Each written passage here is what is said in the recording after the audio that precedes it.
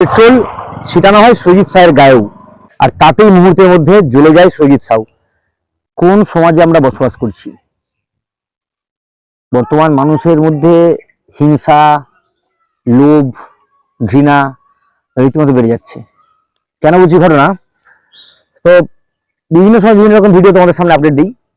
আজকে একটা ঘটনা বলছি, তো নিচে ঘটনার ভিডিওটা আমি দিচ্ছি, তোমরা দেখতে পারবে যে কিসের পরিপ্রেক্ষিতে আজকের এই ঘটনাটা আমি বলতে চলেছি।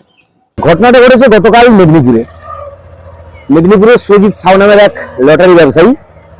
তো সেই ব্যবসায়ীর সাথে তারই পাশে, মানে মেদিনীপুরের কেরানীচটি এলাকায় লটারি ব্যবসায়ী আর ওই ফাস্ট ফুড ব্যবসায়ী, দুজনের পাশাপাশি যেমন আমরা দেখি না ফুটপাতের ধারে দোকান হয়, তো অনেক সময় কি হয় এদের একটা সুন্দর বন্ডিং থাকে। তো কোনো এক দোকানদারের প্রতি কেউ কিছু বললে অপর দোকানদার গিয়ে সাপোর্ট করে, কিন্তু এক্ষেত্রে খানিকটা উল্টো ঘটনা ঘটেছে। দিন কয়েক আগে লটারি ব্যবসায়ী সজিত সাউ, তার সাথে গন্ডগোল হয়েছিল এক ফাস্ট ফুড ব্যবসায়ী, আর সেই গন্ডগোলের বিষয় পৌঁছেছিল পুলিশের কাছ পর্যন্ত। তবে পরে পুলিশ এসে উভয়ের মধ্যে একটা মধ্যস্থতা করে দিয়েছিল। তারপরে দিনাদিক বেশ ঠিকঠাক ছিল, কিন্তু কাল অর্থাৎ গতকাল হঠাৎ করেই সুরজিৎ সাহেব দোকানে দুই ব্যক্তি এসে পেট্রোল ছিটিয়ে দেয়, এবং সেই পেট্রোল ছিটানো হয় সুরজিৎ সাহের গায়েও।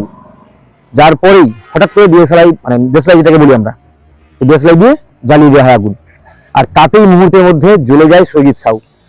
জীবন বাঁচানোর জন্য কিন্তু প্রাণপণ দৌড়ে দোকান থেকে বেরিয়ে এসে গায়ের জামা, পরনের প্যান্ট খুলে এক প্রকার উলঙ্গ হয়ে যায় সে।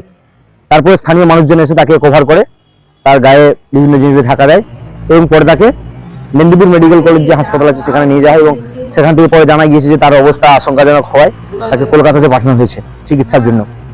তো জাস্ট ভেবে দেখুন যে আমরা কোন সমাজে বসবাস করছি।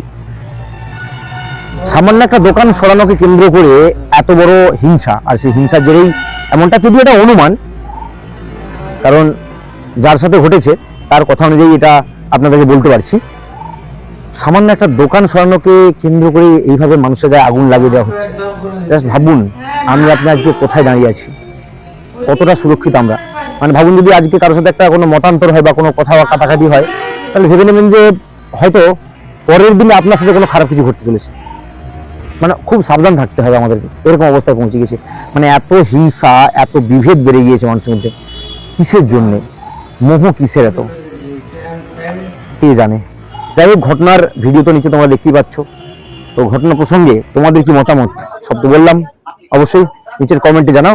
আর এই ধরনের বিভিন্ন ধরনের ভিডিও আপডেট তোমাদের সামনে আমি তুলে ধরি, আবারও তুলে ধরবো।